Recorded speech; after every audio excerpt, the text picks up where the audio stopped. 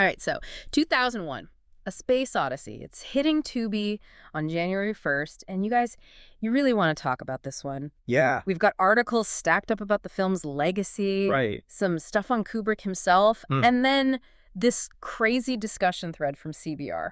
Wow. It's like we snuck into a film club meeting, I like that. but with like way better snacks. Yeah, for sure. I think what's so interesting about 2001 is it's not just some classic film that like film buffs love. Right. It still like really gets under people's skin. Mm-hmm. You know, decades later, people are still like arguing about it. Totally. What it means, how slow it is. Yeah. It's clearly more than just a movie. Yeah, and you know what keeps coming up? What's that? How visually stunning it still is. Oh, yeah. You know, we've got an article here about the special effects, and even a commenter on CBR mentioned seeing it on the big screen and like catching details they'd never noticed at home. Wow. So it makes you think like, what would Kubrick even do with today's tech? Absolutely. Back in 1968, it was revolutionary. Right. You know, think about it. Think about the front projection. They used that to create these like really seamless backgrounds, or the slit scan photography, like for that Stargate sequence. Oh, yeah. I mean, these techniques weren't just like groundbreaking. They practically invented them for the film. That's crazy. Yeah. So, okay, we know it looks incredible, Mm. but you mentioned people debating the meaning. Yeah. What is it about 2001 that just keeps us thinking even after we've seen it a bunch of times? Well, for one thing, it's a film that respects your intelligence. Right. Kubrick and Arthur C. Clarke, who co-wrote the screenplay, they weren't afraid to like really tackle these big philosophical themes.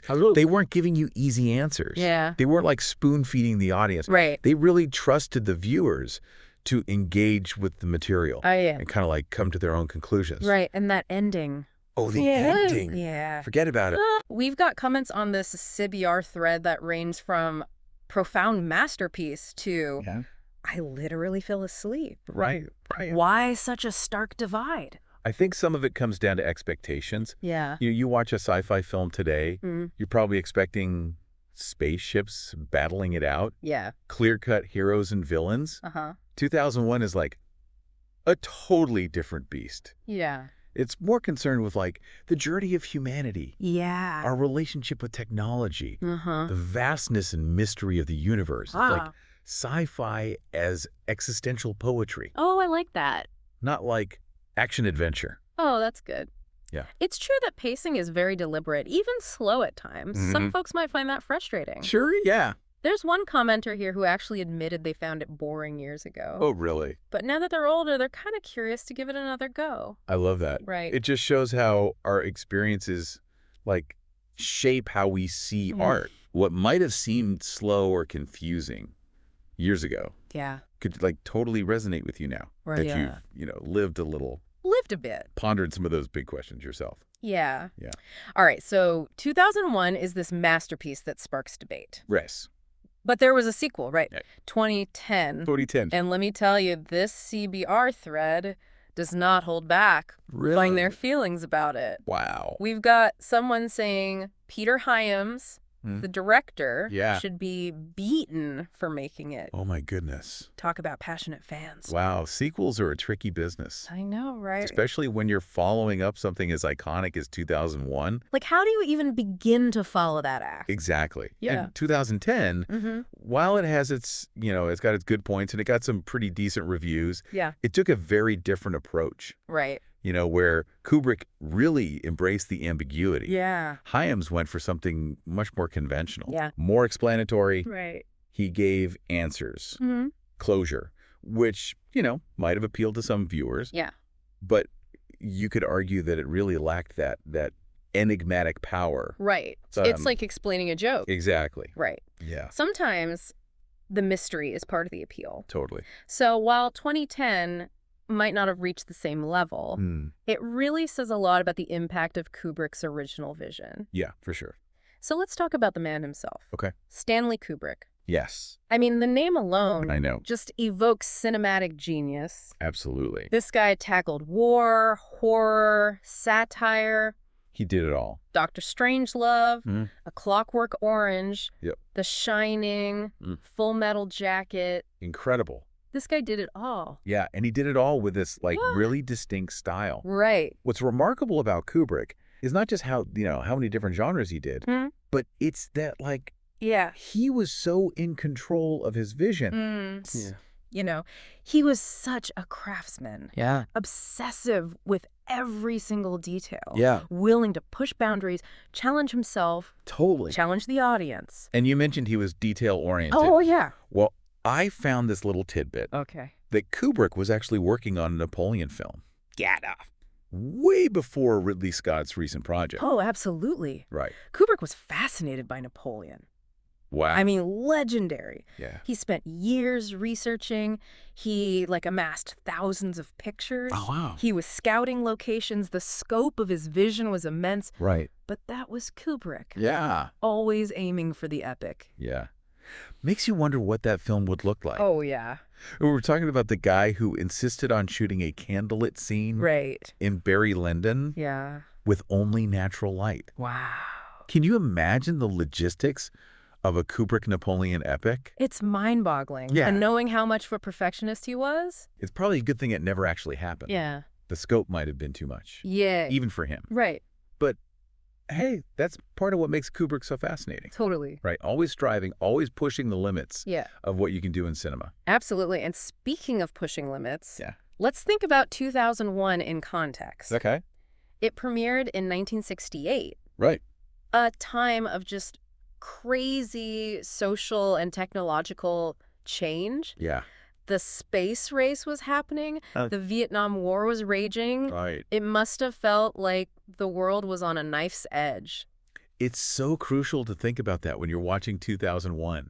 Yeah. Like, imagine seeing this in 68. Right. Moon landings were still a year away. Yeah. And here's Kubrick showing you this vision of space travel that was grounded in, real science. Yeah. But at the same time, just awe-inspiring. Yeah, you've got these really realistic scenes of zero gravity. Right. The super sleek design of the Discovery spacecraft. And then he just throws you into this psychedelic Stargate sequence. It must have been a wild ride. Yeah. For people back then. Absolutely. But beyond all the spectacle, 2001 really tapped into the anxieties and the hopes of that era. Right. I mean, the Cold War fear of nuclear annihilation. It's right there in the film. HAL 9000, the computer that turns on its human crew. It's interesting because that theme feels even more relevant today. Doesn't it? Yeah, I mean, we're living in a world where AI is just exploding. It's everywhere. Yeah. And we're trying to figure out what it all means ethically. Right. It's like Kubrick just knew decades ago. Yeah, and that's what makes this film so powerful. Right. It wasn't just commenting on 1968. Yeah. It was posing these timeless questions about our relationship with technology, our place in the universe, what even is consciousness. Big questions. And we're still wrestling with those today. Absolutely. Okay, but let's talk about something a little more concrete. Okay. The music. The music. Oh, yeah. Kubrick's use of classical music, also Sprach Zarathustra or The Blue Danube. Hey, man. It's just iconic. It's so iconic. You can't even picture those scenes without the score. Right. It's brilliant filmmaking. It is. He took these pieces that everybody knew. Yeah. That had all this emotional weight. Right. And he just elevates the whole film. Exactly. It's not just sci-fi anymore. Yeah. It's like grand opera. Yeah, it becomes this huge thing. Yeah. Yeah. And those pieces are so linked to the film now. You can't hear them without thinking about the Discovery floating through space. Yeah. Or the monolith just sitting there on the moon. And speaking of the monolith. Oh, yeah. The monolith. That's another piece of the puzzle. Right. That keeps us guessing. Yeah. About the meaning. Totally. This weird black slab. It just shows up. At these key moments in human evolution. Right. It's pushing us forward somehow. It's this symbol of the unknown. Yeah. Like these forces we can't even comprehend that are shaping our destiny. It's wild. It is. We can guess all day about what it means. Yeah. Where it came from. But ultimately, it's a mystery. It is. And I think that's part of what makes this film so great. Totally. It doesn't give you the answers. Yeah. It just makes you face the big questions. Right. The mysteries of existence. Yeah. Totally. Embrace the unknown. Okay, so we've talked about the visuals, the music, the thought-provoking stuff. Right. But why should you, the listener, care about a film made over 50 years ago? Because 2001 isn't just a film. Yeah. It's like a touchstone. Okay. This work of art that just keeps hitting people because it gets at something so basic about being human. What's that? Our curiosity, our fear of what we don't know, our need to figure out where we fit in all this. Yeah. The cosmos. Yeah. Yeah. It's a film that challenges you. It does, to question, to imagine. And it reminds us that movies can be more than just entertainment. Totally. It can be these powerful tools to explore big ideas. Right. To start meaningful conversations. Absolutely. And in a world where tech is like everywhere and we're facing these huge problems. Right.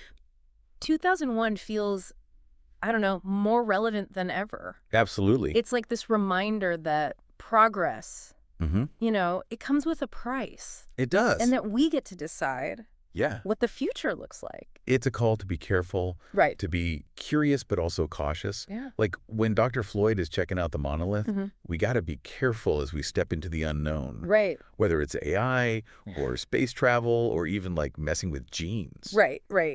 Totally. So if you haven't seen 2001, A Space Odyssey, do yourself a favor.